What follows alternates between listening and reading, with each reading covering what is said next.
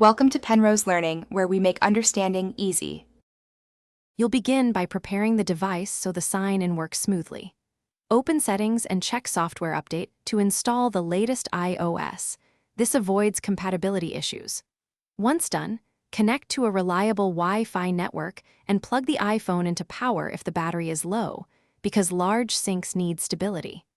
Now tap Sign in to your iPhone at the top of Settings and enter your Apple ID and password. You may be asked to complete two-factor authentication for security, which verifies it's really you.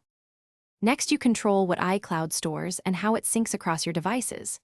In Settings, tap your name, then iCloud, and toggle on apps like Photos, Contacts, Calendar, and iCloud Drive so data is backed up automatically. Make sure to review Manage Storage to see what's consuming space and upgrade your plan if needed. This prevents failed backups. For Photos, choose Optimize iPhone Storage to keep smaller local files while originals live in iCloud, which preserves space and keeps content consistent across devices. Finish by creating a manual backup to confirm everything uploads correctly. Settings, your name, iCloud backup now. Once the backup completes, verify that contacts, photos, and files appear on iCloud. COM or a second device so you know syncing worked.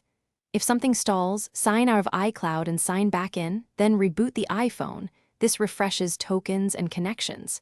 If problems continue, check Apple system status and, as a last resort, reset network settings to clear any connectivity conflicts.